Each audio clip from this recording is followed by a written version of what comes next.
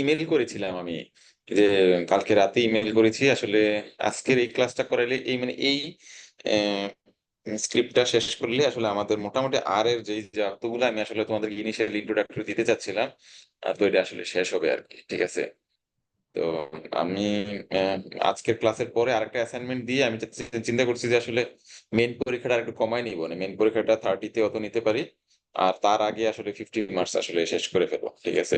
তো আজকে আরেকটা অ্যাসাইনমেন্ট দিব, এই সবগুলো অ্যাসাইনমেন্ট মিলে তোমরা আমাকে আসলে জমা দিবা। ঠিক আছে? আমরা শুরু করি যে আসলে প্রথমে তো আমাদের ডাটাগুলো প্রতিদিনের মতো আমরা আপলোড করি। আজকে জিজি প্লটের যে অংশটা দেখাবো আমরা কিন্তু গত ক্লাসে আমরা দেখিয়েছিলাম যে কিভাবে বক্স প্লট তৈরি করতে হয়, এবং বক্স প্লটের বিভিন্ন জিনিস কিভাবে আমরা চেঞ্জ করতে পারি। তো সিমিলারলি বার প্লটও কিন্তু সেম, ওই কাজগুলো কিন্তু সেমই আছে। ঠিক আছে? অনেক কিছু চেঞ্জ করতে পারবা রিজনে, যে সিমিলার টু বক্স প্লট। তো এই জন্য আর ওগুলো হয়তো এত বিশদ করে দেখাবো না, জাস্ট একটা দুইটা জায়গায় দেখে আমরা চলে যাবো। আরো কিছু এক্সট্রা কিছু গ্রাফ আছে, কিভাবে আমরা রিগ্রেশন লাইন তৈরি করব, কিভাবে কনফিডেন্স ইন্টারভ্যালের লাইন বসাবো, কিভাবে আমরা কিছু ডিফারেন্ট একটা দুইটা গ্রাফ আছে যে ইলিপসের মাধ্যমে কিভাবে গ্রাফ, সেটারও কিছু আমি স্ক্রিপ্ট দিয়েছি, যদি তোমাদের প্রয়োজন মনে হয় তোমরা যেন তৈরি করে নিতে পারো। ঠিক আছে? তো আমরা বার গ্রাফ কালকের যেই বক্স প্লটের যে ইয়াটা আছে সেটা দেখো, সেই অনুযায়ী আমাদের বার গ্রাফেও কিন্তু এই যে উপরের ফাংশনটা দেখো, এটা কিন্তু বার গ্রাফের বক্স প্লটের মতোই, ঠিক না? যে আমরা যেভাবে বক্স প্লটে লিখেছিলাম সেই অনুযায়ী কিন্তু আমরা এই জায়গায় কমান্ডটা শুরু করছি আর স্ক্রিপ্টটা। তো প্যারাগ্রাফের জন্য যেই অংশটা আছে সেইটা হলো, এইটা হলো আমাদের জাস্ট স্পেসিফিক প্যারাগ্রাফের জন্য, যে জিওম বার এবং পজিশন ডজ এবং স্ট্যাট আইডেন্টিফাই। ওইটাতে ছিল স্ট্যাটের, যেটা ছিল এরর বার, ঠিক না? তো এইখানে পজিশন স্ট্যাট আইডেন্টিফাই দিয়ে যেটা ক্যালকুলেট করে, সেটা ক্যালকুলেট হলো মিন ক্যালকুলেট করে। প্রত্যেকটা গ্রুপেরই মিন ক্যালকুলেট করা হয়। ঠিক আছে? মানে আমাদের মিন, এইখানে যদি আমি বায়োমাসের কথা বলি, যে কন্ট্রোল গ্রুপের মিন বায়োমাসটাকে সে ক্যালকুলেট করে, সেই স্ট্যাটিস্টিক্স মানে স্ট্যাট আইডেন্টিফাই দিয়ে যে নামটা বিল্ট ইন ভাবে ওটার মধ্যে সেট করা আছে, সেটা আসলে মিন ক্যালকুলেটর একটা ফর্মুলা সেট করা আছে। তো আমরা যখন ইয়াতে দেখলাম এরর বা বক্স প্লটে দেখলাম, সেটা ছিল এরর বারের ক্যালকুলেশন করার একটা স্ট্যাটিস্টিক্স। তো এটা বিভিন্ন গ্রাফের জন্য বিভিন্ন ধরনের একটু চেঞ্জ থাকে। তো সেটা আসলে আমাদের আসলে মনে রাখলেই হলো যে আসলে জিওম বার যদি করতে চাই আমাদের এই লাইনটা আমাদের লাগবে, সেটা আমরা যে কোনো সময় আমরা কপি পেস্ট করে বিভিন্ন জায়গায় বসাই দেবো। এটা নিয়ে আসলে এত চিন্তা করার দরকার নাই। তো আমরা তারপরে আসো যে আমরা ফিল ফাংশন দিয়ে, যে এর আগেও দেখাচ্ছিলাম, ফিল ফাংশন দিয়ে আমরা যে বিভিন্ন গ্রুপিং করতে পারি, সেটা তো আমরা দেখাইছিলাম, ঠিক না? তো অলরেডি এটাও এখানে দেখা যাচ্ছে, এক্স এক্সিস যদি আমাদের এক ধরনের ডাটা রাখি, আমরা যেটাকে যদি গ্রুপিং করতে চাই, বিভিন্ন ভাবে কালারিং করতে চাই, তাহলে ফিল ফাংশনের মাধ্যমে সেই কালারিংটা এবং গ্রুপিংটা আমরা করে ফেলতে পারবো। যেমন আমরা কন্ট্রোলের মধ্যে P2 এবং P4 আমাদের দুইটা গ্রুপ ছিল, তো সেটা আমরা অলরেডি এই ফিল ফাংশনের মাধ্যমে করে নিলাম, সিমিলার টু আসলে আমাদের বক্স প্লট। এখন বক্স প্লটে আমরা যেটা দেখাই নাই, এখন বার প্লটের বেলা দেখাচ্ছি, এইগুলা আবার কিন্তু বক্স প্লটের বেলাও থিম সেম। আমরা এখন যে জিনিসগুলো বার প্লটের জন্য এক্সট্রা দেখাবো, সেগুলো বক্স প্লটের জন্য সিমিলার। তো তোমরা এভাবে ইয়ে করো। এখানে 3-4টা প্যাকেজ আছে, জিজি প্লট, ভিরিডিস, ভিরিডিস লাইট। এই জিনিসগুলো আমরা দিয়ে আমরা কিছু গ্রাফের থিম চেঞ্জ করতে পারি। তো থিম চেঞ্জটা আমাদের কি, আমরা দেখাই যে আমরা ধরো এই ধরনের গ্রাফটা আমরা এক্সেলে দেখতাম যে আসলে কিছু বিল্ট ইন গ্রাফ ছিল, আমি এটা গ্রাফে ডাটা দেওয়ার পরে ওই পার্টিকুলার বিল্ট ইন গ্রাফের অপশনটা যদি ক্রিয়েট করতাম, তাহলে গ্রাফটা ওইরকম করে দিত। আসলে থিম গুলো ওইরকম, থিমের মাধ্যমে ডিফারেন্ট ভাবে কম্বিনেশন করে আমার সাজানো আছে কিছু গ্রাফ। অটোমেটিকলি আমরা যদি ওই থিমটার মাধ্যমে জাস্ট ওকে বলি গ্রাফ তৈরি করে দিতে, সে অটোমেটিকলি ওই অনুযায়ী গ্রাফ তৈরি করে দিবে। ঠিক আছে? এখানে কিছু কালার ফরম্যাটও আছে আমাদের পিরিয়ডিস এই ইয়াগুলোর মধ্যে। তা আমরা গত কালকের মধ্যে তো দেখো এই যে এই জিনিসগুলো কিন্তু এই যে আমি সিলেক্ট করলাম, সেগুলো কিন্তু বার গ্রাফের যেরকম, বক্স প্লটেও তোমরা সেই সেম কাজগুলো সেগুলা করতে পারো। তা আমরা একটা প্যারাগ্রাফের একটা স্ক্রিপ্ট আমরা লিখলাম, আমরা এগুলো যাচ্ছি না, যেহেতু ল্যাবস ফাংশন দিয়ে কালকে আমরা দেখিয়েছি ল্যাবস ফাংশন দিয়ে কি কাজ করে। স্কেল, ফিল, ভিরিডিস, ডিসক্রিট, এটা হলো একটা কালার, কালার একটা ওরিয়েন্টেশন। ঠিক আছে? সেই কালার ওরিয়েন্টেশনটা আমরা এখানে ওই ভিরিডিস লাইট যে অপশনটা আছে, সেই ভিরিডিস এবং ভিরিডিস লাইব্রেরি এবং প্যাকেজের মধ্যে এটা আছে। আমরা দেখি যে এই কালারটা আসলে কি ধরনের একটা কালার দেয়, ডিফারেন্ট একটা কালার দিবে গ্রাফের মধ্যে, ঠিক আছে। তো সেটার জন্য তোমরা যদি এই অপশনটা চুজ নাও করো, আসলে যেটা হয়েছে এটা অটোমেটিকলি কিন্তু একটা গুড কালার দেয়। যেমন ধর আমরা কোনো কালার চয়েস করি নাই, সে এই ধরনের কালার দিয়ে দিছে। আমরা যদি কালার চয়েস করে চেঞ্জ করতে চাই, সেরকম অনেক ধরনের অপশন আছে, তুমি গুগলে সার্চ দিয়ে ডিফারেন্ট কালার কম্বিনেশন অটোমেটিক, এগুলো কিন্তু অটোমেটিক দেওয়া আছে। আমরা জাস্ট খালি এই যে বিরিডিস যেই ইয়েটা আছে, ফিল বিরিডিস, ওইটার মধ্যে এই কালার গুলো আসলে চয়েস করা আছে, ঠিক আছে। এখানে যদি মাল্টিপল গ্রাফ থাকে, সেই মাল্টিপল গ্রাফ অনুযায়ী তোমাদের অনেকগুলো কালার অপশনও দিয়ে দিবে। এখানে আসলে কন্ট্রাস্ট, কালার কন্ট্রাস্ট গুলো দেখে দেখে ওরা এইভাবে সিলেক্ট করছে, ঠিক আছে। তো আমরা এইভাবে যে এই সুন্দর সুন্দর কালার গুলো আমরা দেখার চেষ্টা করব। তারপরে আসো আহ আমাদের এখানে ক্লাস টাসটা দরকার নাই, তোমরা আসলে এটার নাম T1 আর জায়গায় T2 দেওয়াটা আসলে কোনো ব্যাপার না। আমরা T1 এর জায়গায় যদি T2 দিয়ে চাইলে এটাও T2 কল করলে আমাদের চলে আসবে। Give a name T2 to the above mention bar graph and plot it. তো আমরা এটা অলরেডি করতে পারবো, ক্লাস টাস এখন দরকার নেই, আমরা আগাই যাই। Use some built in theme for ggplot। আমরা এখন থিম নিয়ে কাজগুলো করব। আমরা T1 একটা গ্রাফ তৈরি করলাম, ঠিক আছে। এই T1 গ্রাফটা যে আমরা তৈরি করলাম, সেই T1 গ্রাফটার সাথে যদি প্লাস কিছু থিম দিয়ে দিই, তাহলে কিন্তু অটোমেটিকলি ওই থিম অনুযায়ী চেঞ্জ হয়ে যাবে। তো আমরা দেখি T1 একটা, এই যে গ্রাফটা আছে আমাদের, আমরা যদি T1 কে কল করি, তাহলে আমাদের কোন গ্রাফটা দেবে, ওই এই গ্রাফটা চলে আসে, ঠিক না। এখন এইটার সাথে যদি আমরা থিম অ্যাড করি, দেখো কেমন হয়, দেখো অটোমেটিকলি বিভিন্ন ফরম্যাটে চলে আসে। যে আমরা থিম ক্লাসিক যদি করি, আসলে এটা এক্সেলেন্ট ফিগারটা যেরকম দেখাইতো সেরকম দেখাবে। এখন বলতে পারো স্যার কি কি থিম আছে, তো আমি জানি না। এখন T1 প্লাস লেখে, তোমরা সবাই লেখো যে T1 প্লাস লেখে তুমি যদি থিম লেখতে থাকো, তখনই দেখো যে অনেকগুলো থিম চলে আসছে, এবং এটা কোন প্যাকেজের কোন থিমটা অলরেডি সেটা কিন্তু ইন্ডিকেট করা আছে। যেমন theme base, theme BW, theme classic, theme clean, theme dark, GG প্লটের জিজি থিমস আছে, এখানে হার্ব থিমস আছে, এখানে অনেকগুলো আমাদের থিমের অপশন আছে। তুমি অনেকগুলো থিম আছে, মানে প্রত্যেকটা থিমে কিন্তু এক এক ধরনের।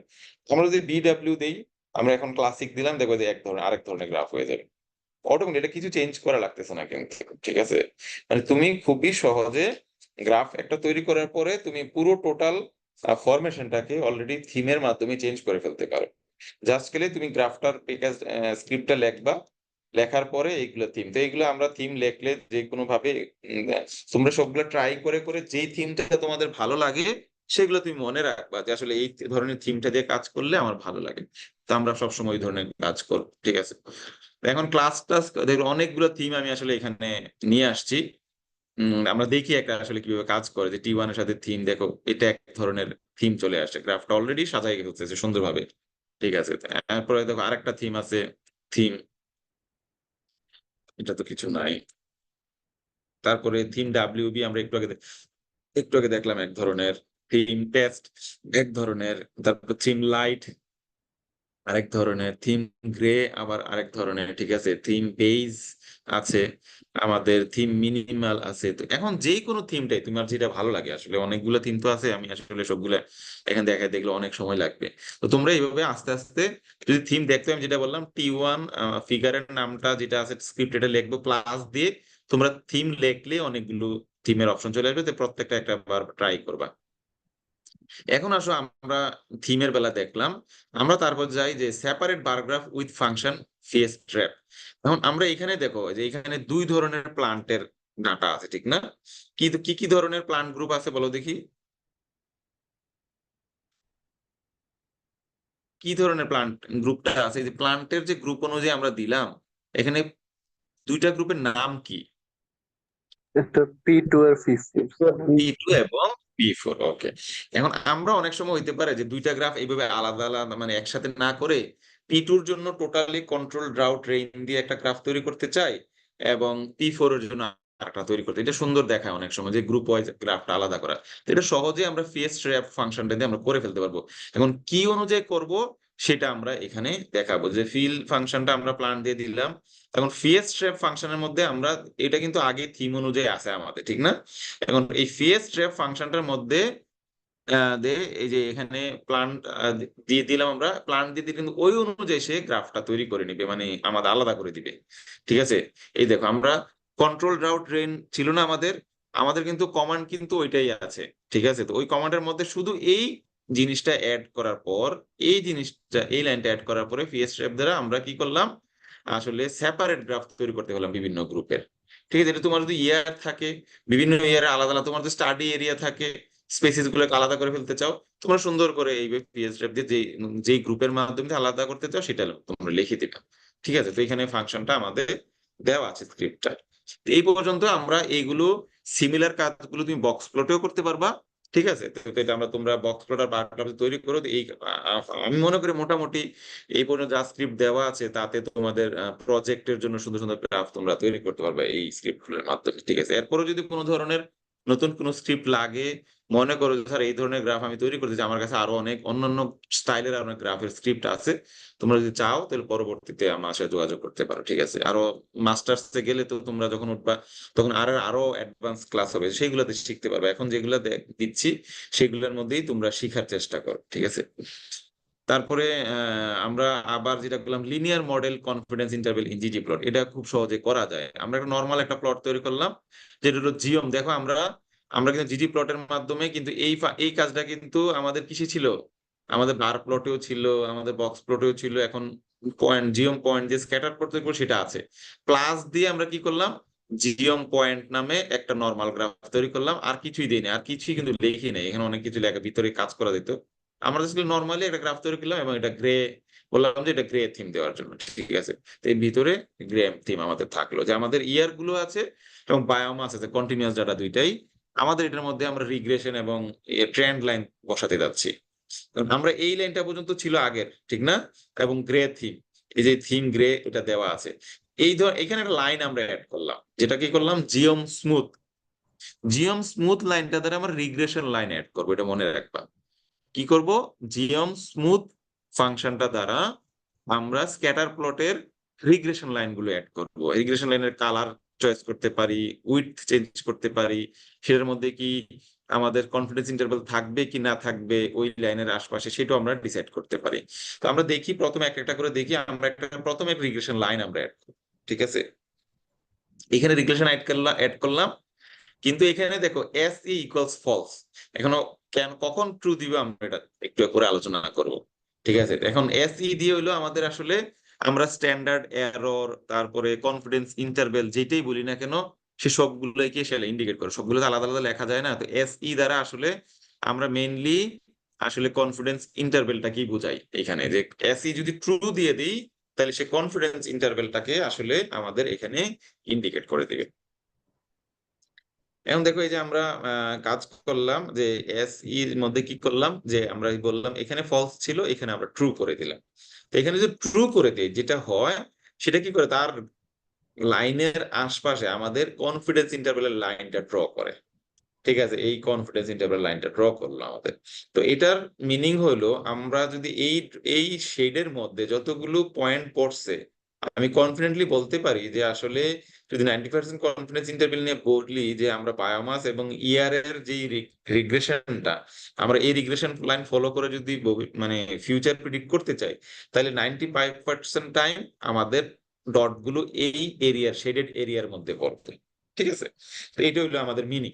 এখন ফলস দিলে এটা থাকে না, আর ট্রু দিলে কনফিডেন্স লাইনটা অটোমেটিকলি 95% লেভেলে তৈরি করে। এখন কথা হলো অনেক সময় 95% লেভেল ছাড়া আমরা ডিফারেন্ট লেভেলে করতে চাই, 90% করতে চাই, 99% করতে চাই, 80% করতে চাই, যেটা আমরা করতে পারবো। ঠিক আছে, এখন ধরো আমরা 95% না করে 90% কনফিডেন্স ইন্টারভ্যাল ড্র করতে চাই, তাহলে আমরা কিভাবে করব দেখো। তো এখানে এস ই ট্রু থাকবে, কিন্তু নতুন আর একটা ফাংশন আমাদের অ্যাড করতে হবে, লেভেল। ঠিক আছে, এই যে এটা। তো আমরা যদি লেভেল অ্যাড করি এবং যদি ফিল যদি আবার অ্যাড করি, তাহলে এর কালারটা আমরা চেঞ্জ করে ফেলি। ঠিক আছে, লেভেল হলো আমাদের পয়েন্টস যত দিব অত পার্সেন্ট কনফিডেন্স ইন্টারভ্যাল। ঠিক আছে, তো আমরা এখন চিন্তা করলাম যে 95% যেহেতু এরিয়াটা খুবই ছোট, আমরা 90% এরিয়া করি, তাইলে আমাদের 90% আমাদের আসলে কনফিডেন্স ইন্টারভ্যাল, কনফিডেন্স খুবই কম এখানে দেখা যাচ্ছে। এটা আমাদের 90% নিয়ে আসলো। আমরা 95% তো অটোমেটিক দিয়ে দেয় আমাদের, তারপরেও যদি আমরা 95% করতে চাইছিলাম আমাদের দিবে। আমরা যদি 99% করতে চাই সেটাও আমাদের করতে পারবে, ঠিক আছে? এই যে 99% কনফিডেন্স ইন্টারভ্যাল বলতে পারবো, তখন আমরা যে এই এরিয়ার মধ্যে যদি ডাটাগুলো পড়ে তাহলে 99% কনফিডেন্স ইন্টারভ্যাল আমরা করতে পারবো, ঠিক বলতে পারবো, ঠিক আছে? তো এইভাবে তুমি যত পার্সেন্ট কনফিডেন্স ইন্টারভ্যাল ড্র করতে চাও তোমরা এইভাবে লেভেলের মধ্যে ওইটা ইন্ডিকেট করে দিয়ে দিবা। এবং লেফট সাইডে আমরা দিয়ে দিলাম যে 99% কনফিডেন্স। এটা জাস্ট টাইটেলের মধ্যে, তো টাইটেলের মধ্যে লিখে রাখলাম আর কিছু না। তো এটা লিখে দিলে এখানে অটোমেটিকলি উপরে লিখে দিছে। তুমি এখানে টাইটেল লিখতে পারো, সাবটাইটেল লিখতে পারো, তোমার যেটা খুশি সেটা লিখতে পারো, এবং এটা ক্যাপশনও লিখে রাখতে পারো। আসলে 99% কনফিডেন্স ইন্টারভ্যালে আসলে এটা ড্র করা হয়েছে। আর যদি অটোমেটিকলি কোনো জায়গায় যদি কনফিডেন্স ইন্টারভ্যালের কোনো কিছু ইনফরমেশন না পাও, তুমি ধরে নিবা যে এটা 95% কনফিডেন্স ইন্টারভ্যালে ড্র করা আছে, থাম্ব রোল হিসেবে 95% কনফিডেন্স ইন্টারভ্যাল সবাই দেখায়। তারপরে এখন আসো আমরা add R and P value with geom text.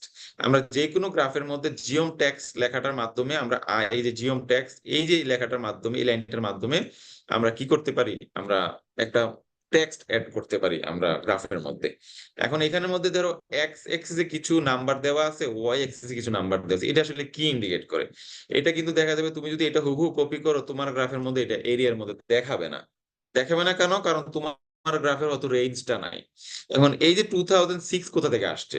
2006 আসলে আসছে আমাদের এক্স এক্সিসের যে মানগুলো আছে সেখান থেকে।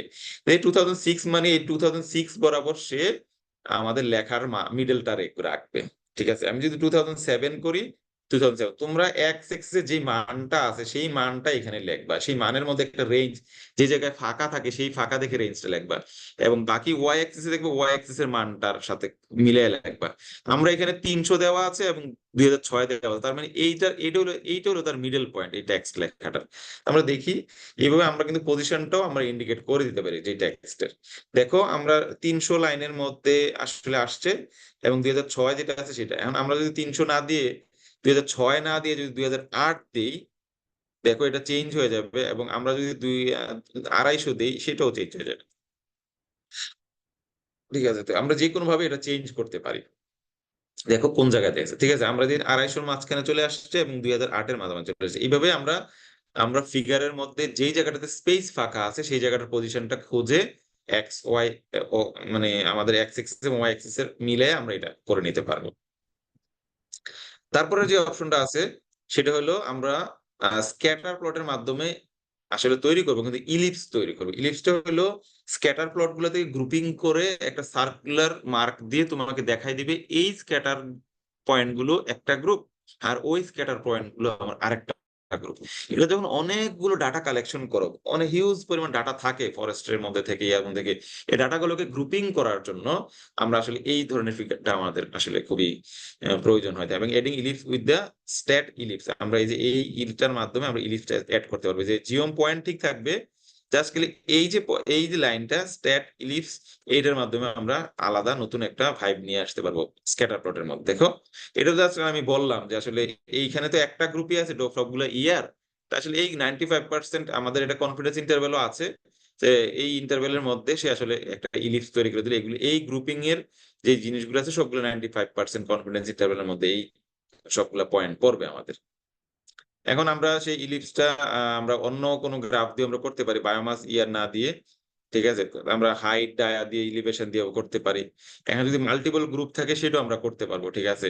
যেমন আমরা কালার কাস্টমাইজ করতে পারবো, যে ইলিপসের মধ্যে colour 3, line type 4, line width 2, এটা লাইন টাইপ 1 2 3 4 অনেকগুলো আছে, তুমি একটা একটা দিয়ে দিয়ে ট্রাই করতে পারো।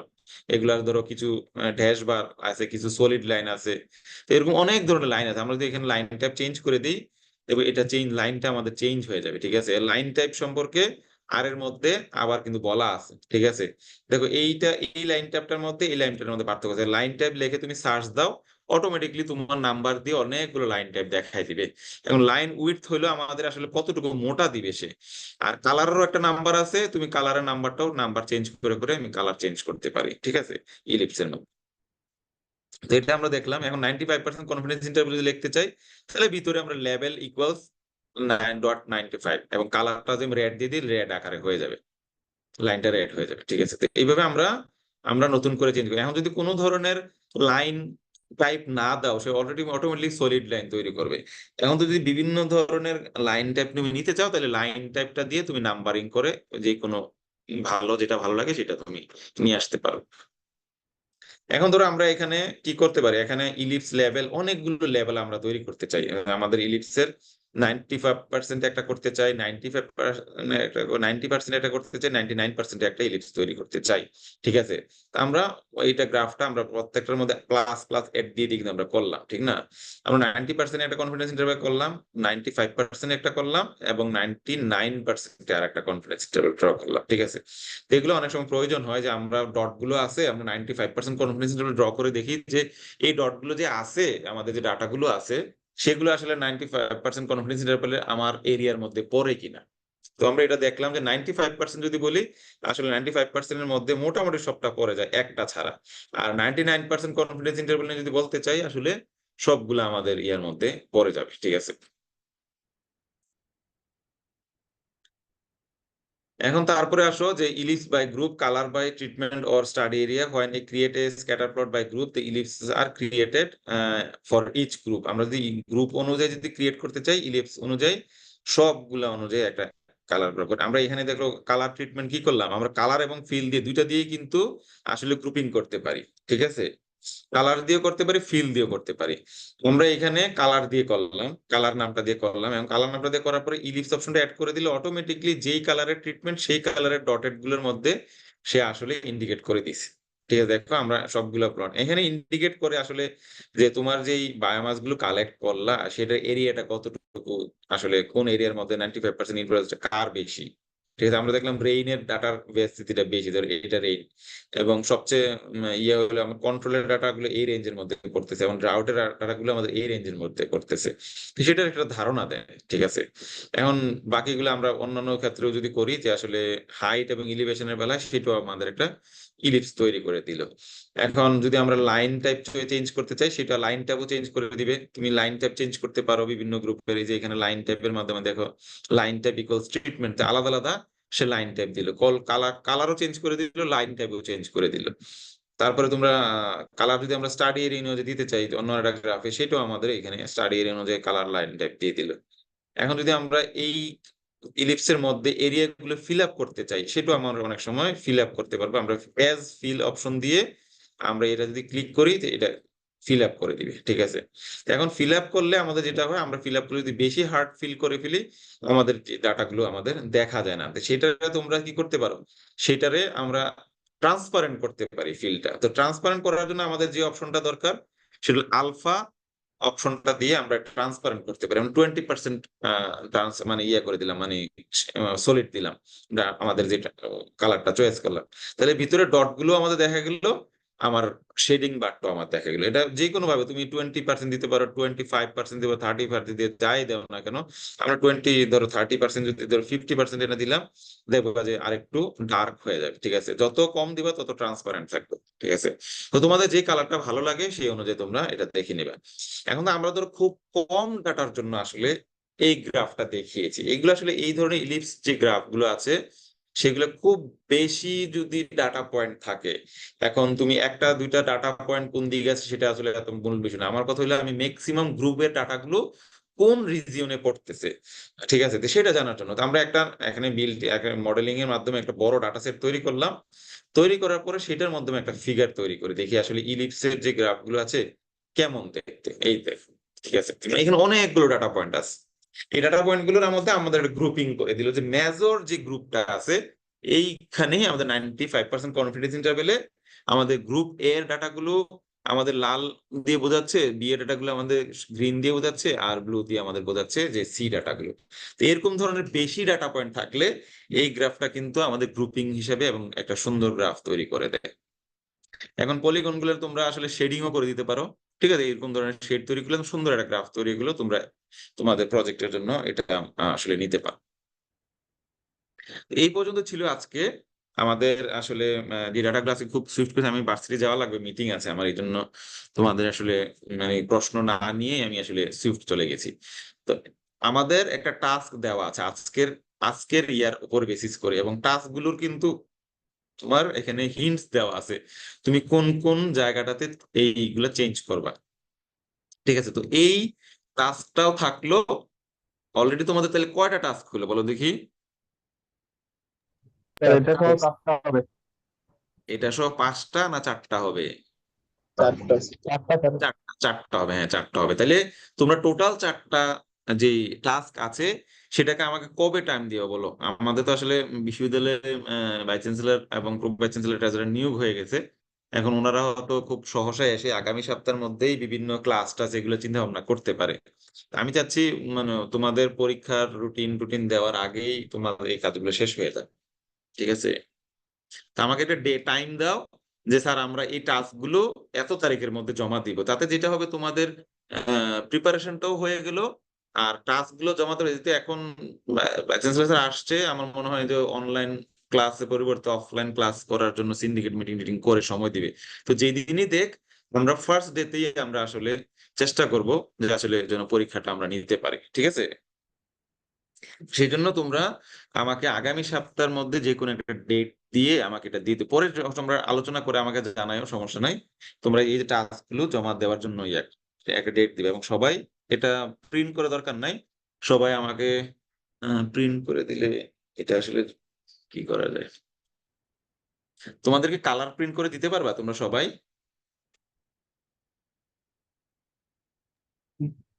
পারলে স্যার সব এটা এরকম হইতে পারে যদি ধরো পরীক্ষাটা হয় কি, মানে ল্যাবের আমার খাতা জমা দিতে হয়, যে পরীক্ষা নেই সেটা খাতা জমা দিতে হয়। তোমরা যদি অনলাইনে দিয়ে দাও তাহলে আমি আসলে ওইগুলো খাতাগুলো জমা দিতে পারি না, অ্যাসাইনমেন্টের মানে যেই ধরনের অ্যাসাইনমেন্ট নেই না কেন সেগুলো পরে জমা দিতে হয় রেজাল্ট রেজাল্ট পাঠানোর সময়। তো এই জন্য আসলে প্রিন্ট ভার্সনটা দরকার আমার, আসলে মার্কিং টার্কিং করার জন্য প্রিন্ট ভার্সন দরকার নেই। ঠিক আছে, আলটিমেটলি পরে যদি আমি তোমাদের পরীক্ষাটা অনলাইনে নিয়ে নিই অথবা অন্য কোনো মাধ্যমে নেই, তখন তো আর কোনো খাতা থাকবে না আমার যে জমা দেওয়ার জন্য ল্যাবের এই এই এই ল্যাবের এগেনস্টে। এই জন্য আমার মনে হয় তোমরা যদি হার্ড কপি জমা দিতে পারো খুব ভালো আর কি। ঠিক আছে, তাহলে আমার ওই ফাংশন কাজটা হয়ে যায়। ঠিক আছে, আর না হয় মেইন পরীক্ষার সময় আমাদের যে কোনো একটা খাতা জেনারেট করতে হবে। তোমরা যে ইয়া করো, তোমরা রেডি করো অ্যাসাইনমেন্টটা, আমি তখন বলবো। যদি তোমরা অ্যাসাইনমেন্ট হার্ড মানে যদি সফট কপিতে করো তাহলে তো এটা যদি আমার প্রয়োজন হয়, আমি যদি দেখি যে না আমি ফাইনাল পরীক্ষাটা তোমাদের কারো কারো অনেকের প্রবলেম আছে যে আসলে বিশ্ববিদ্যালয়ে এসে পরীক্ষা দেওয়া, তো আমি আসলে অনলাইন ওই পরীক্ষাটা নিয়ে নিতে পারি। ঠিক আছে, আমি এটা আলোচনা করে স্যারদের সাথে যদি অনলাইন এলাও করে আর কি, আর যদি না এলাও করে তাহলে তো আসলে অফলাইনে নিতে হবে। তো এই পর্যন্ত তোমাদের আসলে এইখানে আর একটা টাস্ক দেওয়া আছে। আর তোমাদের যদি এগুলো টাস্ক কমপ্লিট করতে গিয়ে কোনো ধরনের ছোটখাটো প্রবলেম হয় সেটা আমাকে নক করতে পারো। ঠিক আছে, আর আমি যদি ভার্সিটিতে যাই তখনও আমার সাথে দেখা করে এগুলো সলভ করতে পারো। আসলে আমি চেষ্টা করবো তোমাদের আসলে এইভাবে হেল্প করার জন্য। ঠিক আছে, তো এটা খুবই উপকারী একটা ট্রেনিং হবে আমি আশা করি তোমাদের। কারণ এখন যেহেতু হাতে করে হয়েছে তোমাদের আর নিয়ে, তো আমি আশা করব তোমাদের যেই সামনে থিসিস আছে প্রজেক্ট আছে সেগুলো তোমরা সবাই অ্যাটলিস্ট সবাই আসলে একটা কিছু গ্রাফ তোমরা আরে তৈরি করবা, তাতে বোঝা যাবে যে আসলে আমরা যে ক্লাসটা করালাম সেটার একটা আসলে ইমপ্লিকেশন বোঝা যাবে আর কি। ঠিক আছে, তো মোটামুটি তোমাদের আগের বেচের সবাইও চেষ্টা করছে যে সবাই তাদের থিসিস এবং প্রজেক্টের কাজগুলো আর দিয়ে অ্যানালাইসিস করা এবং ফিগার গুলো অ্যানালাইসিস করা। তাতে একটা জিনিস হয়, ধরো তুমি এক্সেল দিয়ে যে ফিগারটা তৈরি করবা আর দিয়ে করলে তোমার প্রতি একটা ইমপ্রেশন আলাদা হয়ে যায় যে তুমি না ভালো কাজ করছো। অন্যান্য যারা এক্সটার্নাল আসে তারা এসে কিন্তু খুব মনোযোগ করে প্রশংসা করে যে না তোমরা ভালো অ্যানালাইসিস করো, ভালো ফিগার তৈরি করতে পারো। সেগুলা মানে আমরা যে শো করি সেটা খুব ভালো, রিপ্রেজেন্টেশনটা খুব ভালো হয়। তো আমার তোমাদের প্রতি আশা থাকবে তোমরা আর দিয়ে চেষ্টা করবা। পাশাপাশি তোমরা আরো অনেক ধরনের গ্রাফ কিন্তু আছে, এখন যেহেতু জানো কিভাবে মডিফাই করতে হবে একটা স্ক্রিপ্ট, তোমরা আসলে গুগলের সাহায্য নিয়ে ইনফরমেশন নিয়ে আসলে স্ক্রিপ্ট তৈরি করে কাজ করতে পারবা। ঠিক আছে, তো এখন বলো আমাদের কোনো মানে প্রশ্ন আছে কিনা, নাইলে আমি শেষ করবো। ঠিক আছে, তো আজকে আমাদের মোটামুটি আর এর শেষ ক্লাস। আমরা বার গ্রাফ দেখাইলাম, আমাদের স্ক্যাটার প্লট দেখাইলাম, আমাদের বক্স প্লট দেখাইলাম, রিগ্রেশন লাইন কিভাবে ড্র করতে হবে সেগুলো দেখাইলাম, কনফিডেন্স ইন্টারভ্যাল দেখাইলাম, ইলিপসের মাধ্যমে দেখাইলাম, মোটামুটি এই লাইন গ্রাফ দেখাইলাম। তো এই লাইন এই গ্রাফ গুলোর মধ্যেই তুমি তোমার থিসিসের কাজগুলো আসলে প্রজেক্টের কাজগুলো শেষ করে ফেলতে পারো। পাশাপাশি অ্যানালাইসিস গুলো কিভাবে করবা সেটারও স্ক্রিপ্ট কিন্তু দেওয়া আছে। ঠিক আছে, এখন বলো তোমাদের আর কারো কোনো ধরনের কোশ্চেন আছে কিনা আমাদের এই ক্লাস সম্পর্কে। যদি না হয় আমাদের আসলে আর এর যেই আসলে ল্যাব ক্লাস করার কথা ছিল তো মোটামুটি আসলে আজকে আমি শেষ করবো আর কি।